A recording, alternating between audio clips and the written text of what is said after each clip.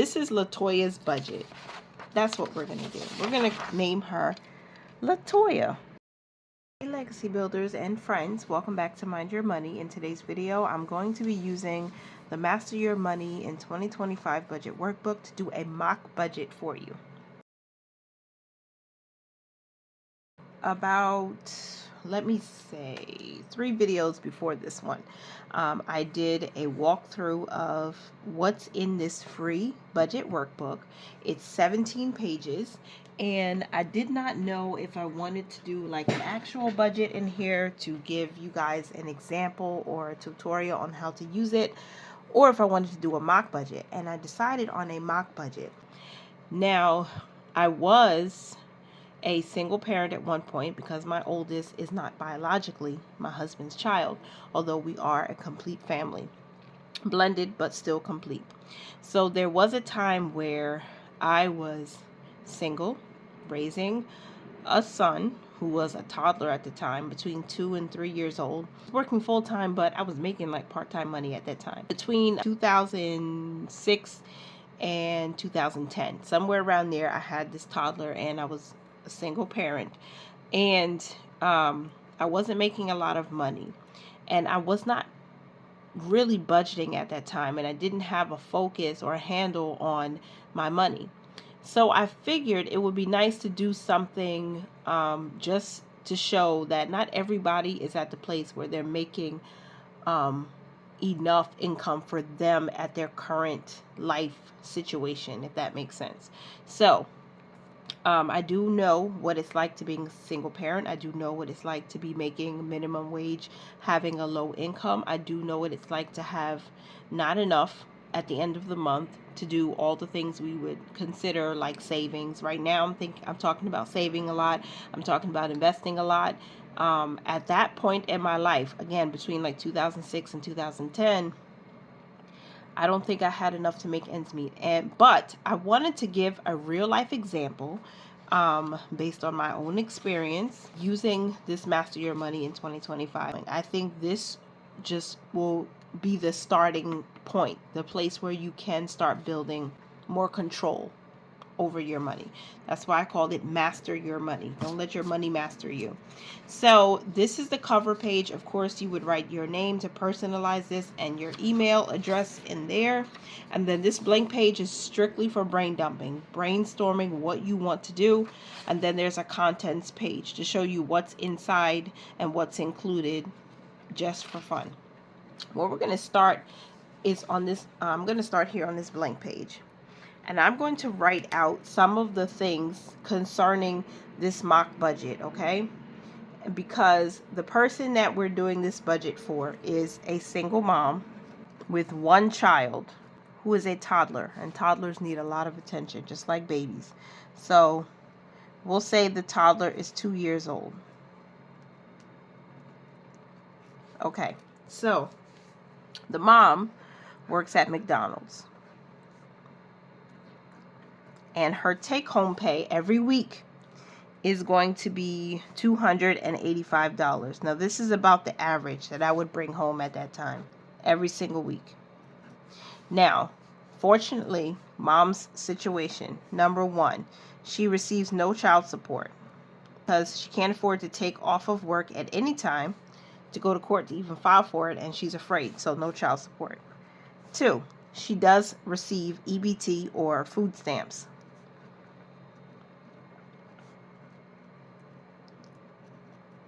3, she lives in an expensive city where she rents a room for her and her 2-year-old son. So, rents a room.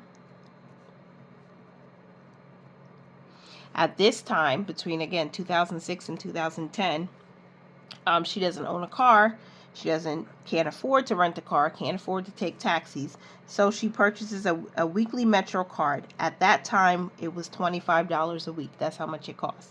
Now, it's like $32 or $34 a week. Crazy.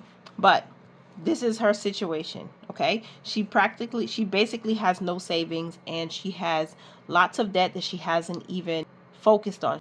She knows that she gets calls on her phone every week, and she knows that also she has these or yellow notices in the mail to say, hey, you owe this such amount of money and you need to pay it. So she had some outstanding debts due to her previous relationship where certain things were put in her name. She is legally responsible because she used her information.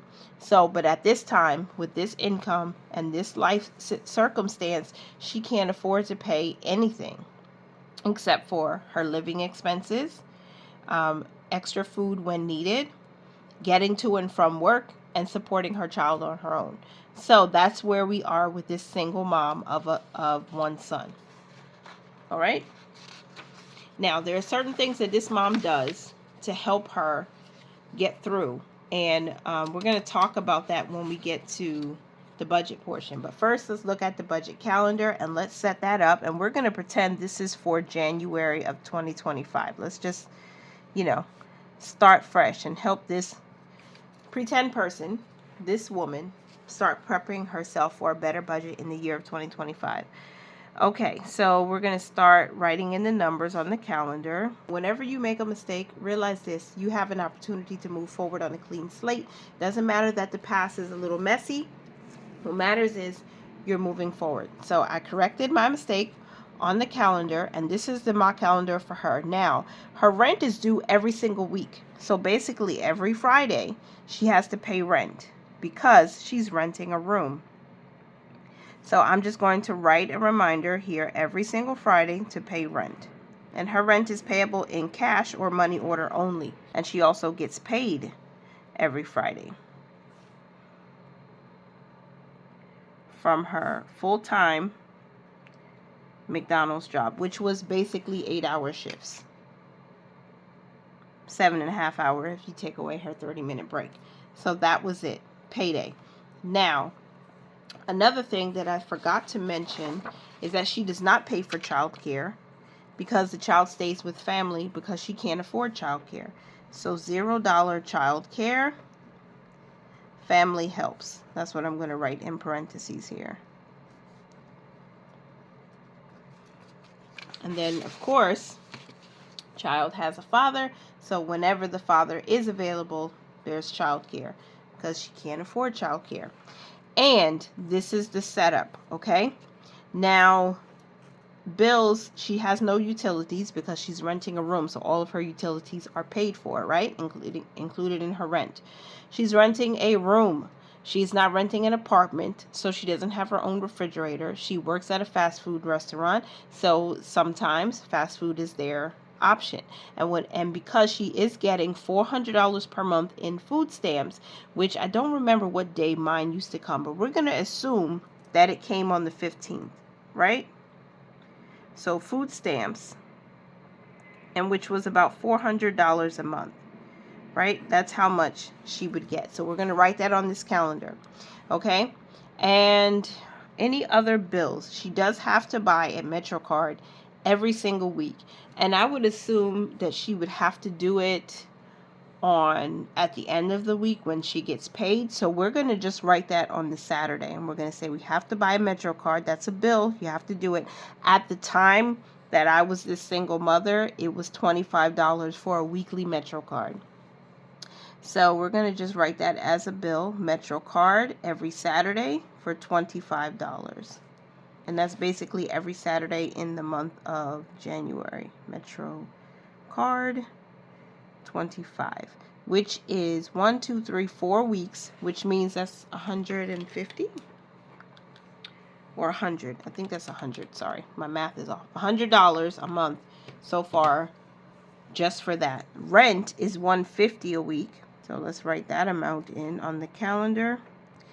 And her pay. Now, of course, the pay can fluctuate depending on if there's overtime, and it's an hourly thing. But if you check out, let's say you clock out 30 minutes after your shift, that's an extra money. But you don't know exactly how much you'll be getting. But the lowest amount of income she can budget for is $285, and this is after taxes. So we're just estimating this. I don't think people usually write the amount they expect to get paid on the calendar. At least I haven't seen it. Let me know if I'm wrong. But because we're working with such a tight income, I feel like it's a good idea to just highlight that this is a payday and that's the minimum she would expect to receive. I'm not going to do more highlighting than that because for me it's just too much. It's too overwhelming. It's too overwhelming. But we wrote everything in that we know so far is a bill for, let's call her Latoya. This is Latoya's budget. That's what we're going to do. We're going to name her Latoya. And Latoya is going to learn to manage her money better and make her life better by moving forward, not looking at the past. Okay, so we know her paydays are every Friday, and it's $285. We know that she has to pay rent and buy a Metro card every single week. She doesn't have daycare. She expects to get food stamps on the 15th of the month for $400. And she's doing what is called a susu. If you know what a susu is, if you ever heard of it, please let me know down in the comments. This susu is due every week. Now, it could be Saturday, it could be Sunday. I think it just depends on when she gets to work, because this susu, or this pot of money, basically, that a set amount of people put in each week, and one person gets a payout every week, right? Sometimes it's every 2 weeks. Depending on how many people and whatnot, when you can collect. We're just going to assume it's a Saturday, or maybe let's make it a Saturday. So a susu is due. And I remember at one point it was 15 people, so that was about $67 a week for a $1,000 payout. So this is due on this day. And it's easier for her. Why? Because it's just after payday, and she knows she has to put that money aside. So $67 for a susu every single week, because she wants to get her payout. Now, when is her payout? We don't know yet, but we're going to figure it out because there are 15 people in this. So 1, 2, 3, 4 times she's expected to put towards the susu, which is $268. If you know it is something else, let me know. Group of people, they each give money in the pot every single week, and one person gets a payout while you continue to pay until it's next time for someone to take their payout. Some people do this in families. Other people do this with co-workers, friends, people that you hopefully trust and know they won't steal your money. Okay, so that's another bill, basically, that she has to pay. And she has to do laundry at a local laundromat because she is not allowed to use the washer and dryer in the landlord's home, basically, where she's renting a room. So the only time she gets to do laundry is on Sundays. So let's put laundry here. And for her and a 2-year-old boy, it's about $10 to wash and dry. Okay? Because mostly she just washes her uniform and some regular clothes, and then her toddler's clothes. So laundry is about $10 every single week. And I'm circling this just to see that this is a separate bill. Okay, so laundry is $10 a week. I guess we would have to assume it's going to be here on the 26th of January as well. And so that is laundry. That's $10, $20, $30, $40 at minimum that she has to pay towards laundry. Okay, and we're going to try to break this down week by week. So anything else on the calendar, I'm just checking to see, because we don't have daycare. There's no need to pay for daycare. Rent is $150 a week. We have that. We have the Metro card every week. That's $25 for a 7-day Metro card at that time. $10 a week to do laundry, to wash and dry at the local laundromat, and then $67 per week for the susu. All right, so now that we have all of that, assuming we don't have any other bills that we've missed. Again, she doesn't pay utilities.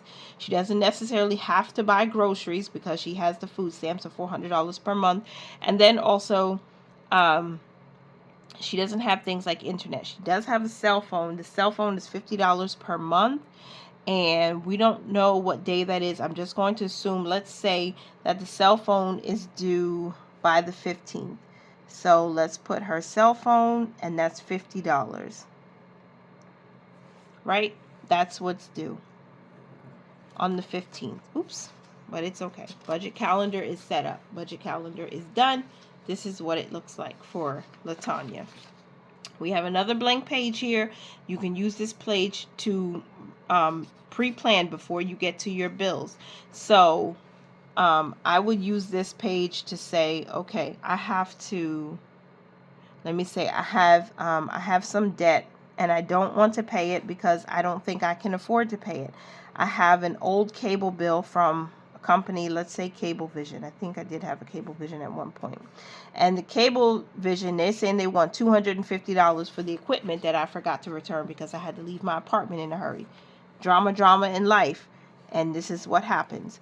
And then I think I had a bank account at one point with Wells Fargo, and it was overdrafted, and they want $575 from me.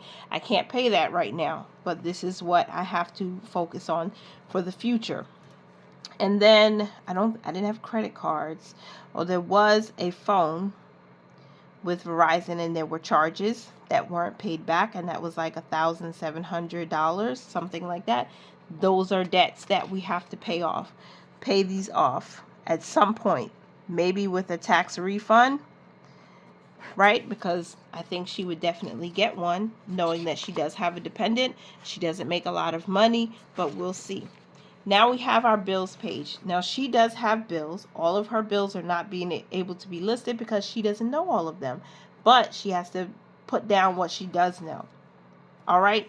Right now, we don't know of any annual bills. We don't have any annual bills, but we have plenty of monthly bills. And so looking back at the calendar just to make sure we know what we're doing, monthly, she does have to pay the cell phone on the 15th, and that's the only one. And we're just going to write the 15th because that's the date it's due. And the name of that is, I don't know, let's say Sprint. Maybe she's with Sprint. And Sprint is $50 a month. Right? That's what we're working on. And then she has monthly bills like her rent, but she breaks that down weekly. There are no other monthly bills for this woman right now because, again, she's renting a room. She doesn't have television. She doesn't have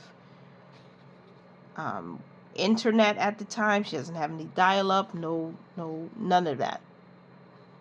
Just her cell phone bill at this point. Okay.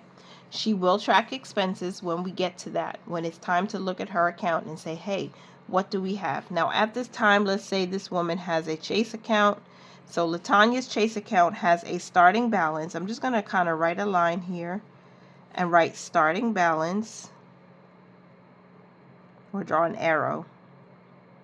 And let's say she has $25 in her account. That's where she's starting. And we're looking at the first of the month. We're starting fresh. So her account balance is starting at 25. She can write a list of things that she needs in the month. And let's look at this because, again, she's staying in a room. What are some things that she'll need? Well, she has to do laundry. So we're going to say we need laundry detergent. And she can go to Family Dollar or the dollar store and hopefully get some laundry detergent for about $12, let's say, and her fabric softener. So we'll get fabric softener because she'll need to wash the sheets and the blanket that her child sleeps on, and we'll say that's $4. She's going to the dollar store. She's going to Family Dollar. She's going to Dollar Tree, and she's trying to save a little money.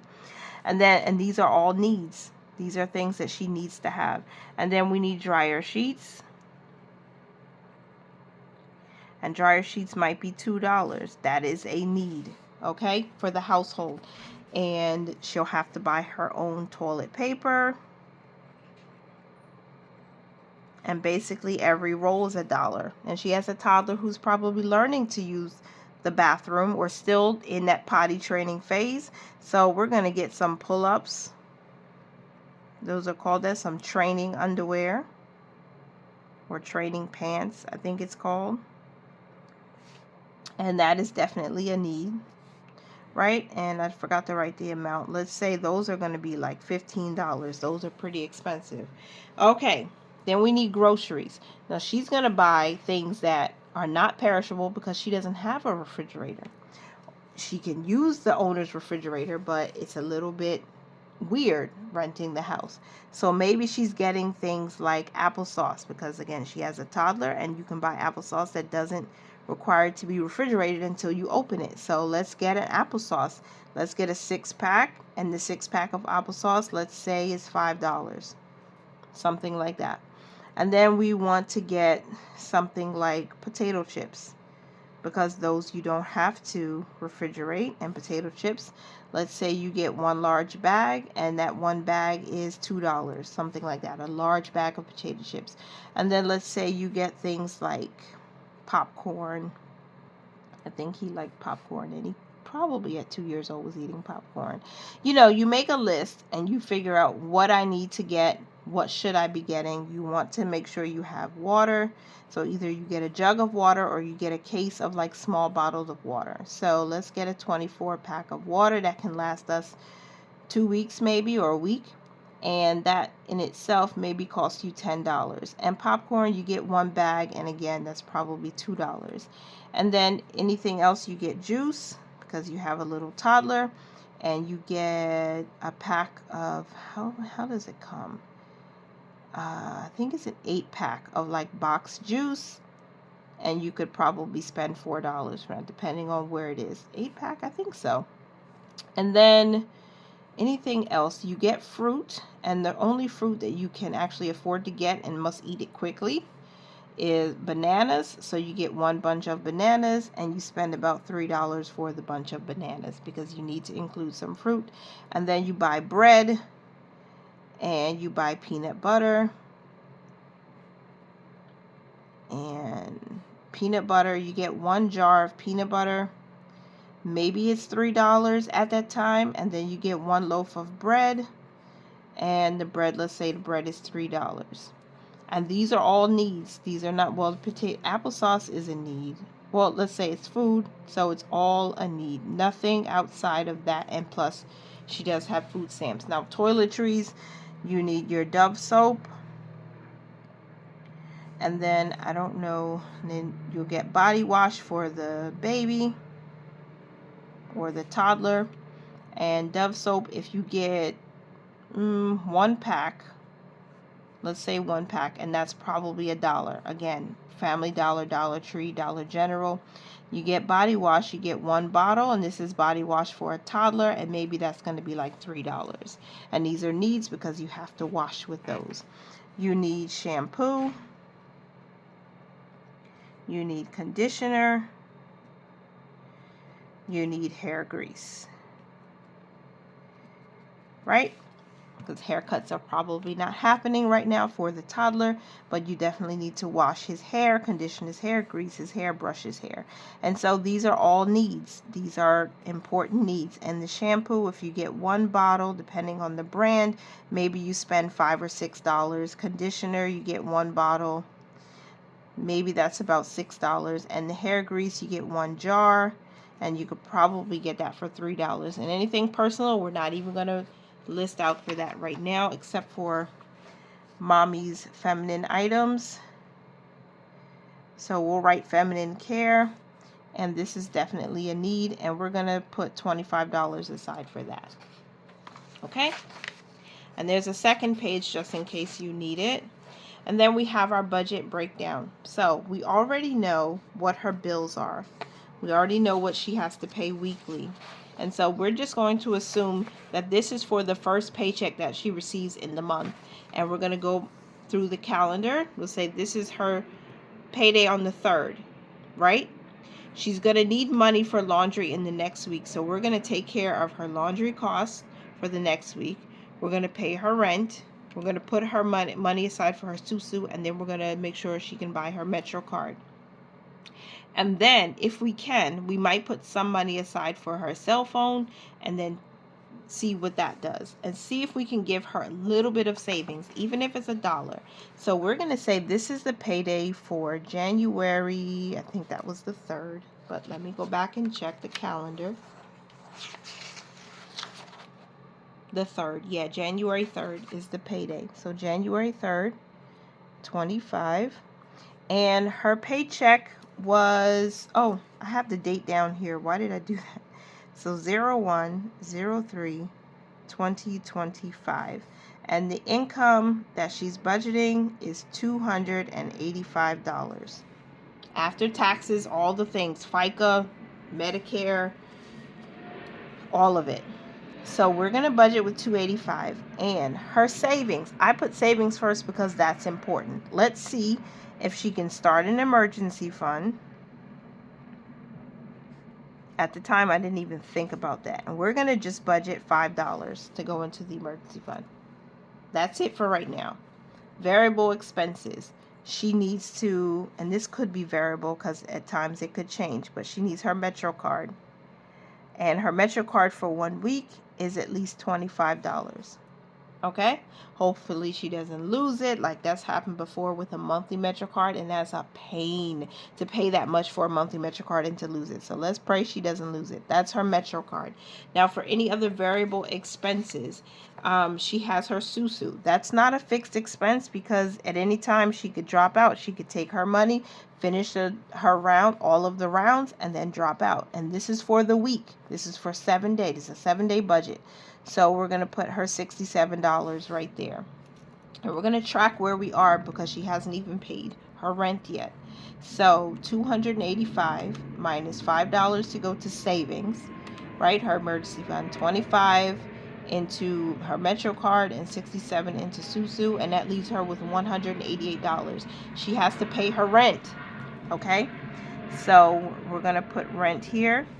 And that budget is $150, and that's exactly how much she has to pay. So now she has $38 left. And now she needs to buy some of those toiletries and things, right? That will have to go into variable expenses because it's not going to be the same things every single week. And we're going to look at her. Nope, she has laundry. We have to put $10 towards laundry. So let's put laundry here in the variable expenses and budget $10 for that. And if we subtract that from what we had, now she has $28 left to budget with. And she has some things she needs to buy. Now she's going to buy her groceries with her leftover food stamp money, or EBT. I think it's called SNAP now. Okay, but anyway, back to EBT, food stamps. She still has that. She'll buy food for her and her son. So that money that we planned, or the list of items we put here, she can use that. I think she should leave something aside for incidentals, like if she runs out of food stamp money, whatever, if she uses it up, she has something that she can still cover herself with.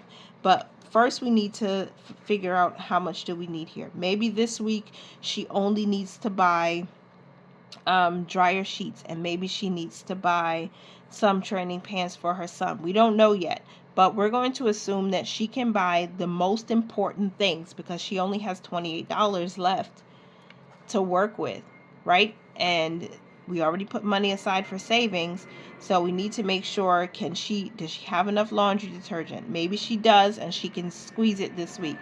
But she needs to buy toilet paper because she doesn't have. So let's do that. Let's take $1 for her toilet paper and let's put that in her variable expenses. So we're just going to let's put Charmin. I don't know. This TP. And we need $1 for that. Let's put $2 just in case of tax, right? Just to be on the safe side. So we put $2 in there, and now we have $26 left to work out for her. So she maybe with the first paycheck she can't buy, or she doesn't need to buy anything from here, but she does need her feminine care for the next month, and that might cost her $25. She has to put $25 aside for herself, and so we're going to write personal or spending here. So let's put /spend, and let's give her the $25, and that's $25, and she has $1 left. That's not a lot to work with, but she does have a cell phone bill. So yes, we're going to write this in her fixed expense, but we know that this is going to carry over into the next week. This is how this goes. So we're going to put, what did we say, Sprint? I think we said Sprint, right? feel like I wrote it somewhere. I did. I wrote it on the bills, and we said Sprint. So we're pretending that this cell phone bill's with Sprint, and we're just going to put $1 aside, and we're going to write a little note down here. We're going to say, put aside until time to pay, right? So that money is earmarked for something else. She knows she can pay her rent, she can pay her susu, she can do her laundry, she can buy a couple of personal items, and she can buy her MetroCard, and she can save something. So we're going to tally up her buckets. So for savings, her total savings is $5. Everybody has to start somewhere. Her variable expenses is 25 plus 67 plus 10 plus 2 plus 25, which is $129. So we're going to total that budgeted column right there. And then we don't have anything for debt right now because she can't afford to do it right now. And then 151 is the total of her fixed expenses. So that's it for her $285 budget. And then we're going to come down here. Now, you can use, there's only one box here, but you can use this to write the planned and the actual, or you can just use this for the actual. It's completely up to you. But we're budgeting out her paycheck. And so I'm going to write budgeted, it's $285, and then I can always write the actual next to that. Budgeted savings is $5. Budgeted variable expenses is $129. Budgeted debt is $0. Budgeted fixed expenses $151 with $0 remaining. And then we'll come in and fill out the actuals on the right side when it's time to close out her budget, right? That's basically what we will do.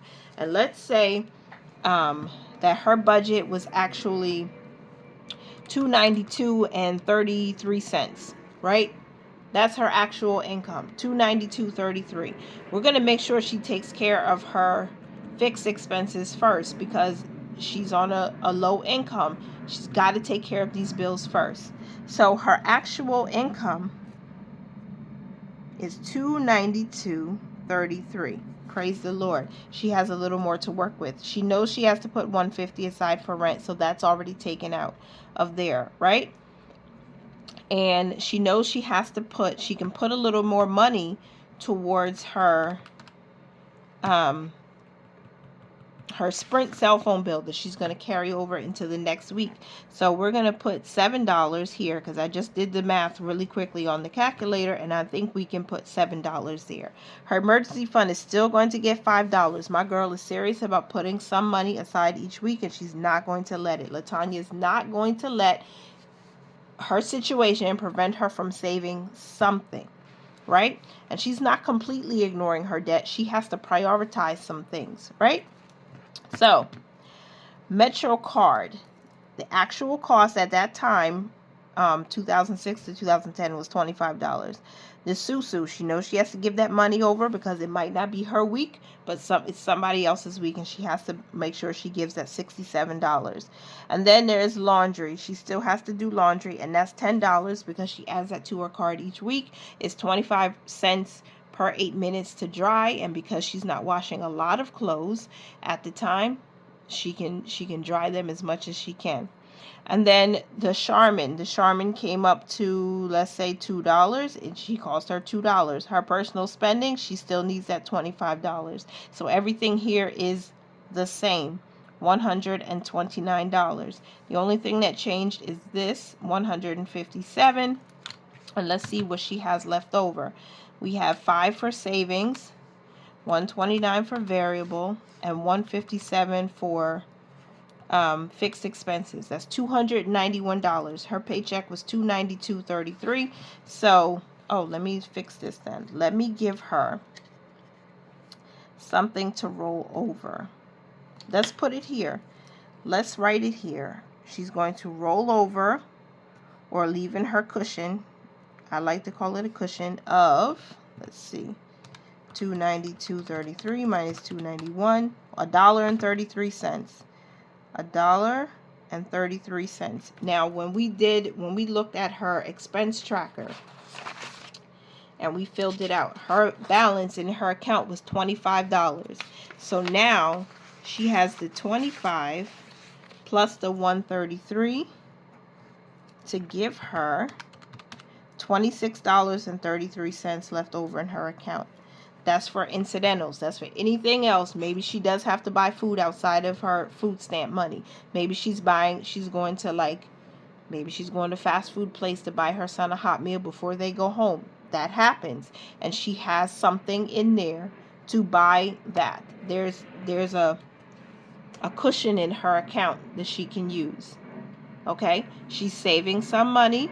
She's paying her variable expenses. She's buying the things that she needs, and then she has her fixed expenses. And then in the next week, she'll do something different because hopefully maybe she gets a little bit more than what she had before. My flash went off. I'm so sorry. But we're going to fill out this little box here. Her actual was $292.33, and then she still saved $5. She put $129 towards her variable expenses. Debt still got $0, and she was able to put $157 paying her rent for the room for the week, and then putting something aside towards her Sprint bill so she can pay her cell phone. She has to keep that cell phone on. That's a line of communication. She needs it. And what was remaining was $1.33, which she put in her cushion. So this still gives her $0 at the end, right? This is as real as I can get for a budget.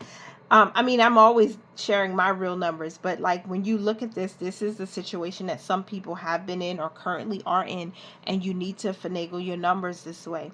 And it doesn't leave you room for doing things like getting your nails done, maybe taking your child to the movies or having those experiences. Sometimes my experiences were taking him to the park, especially when they're young.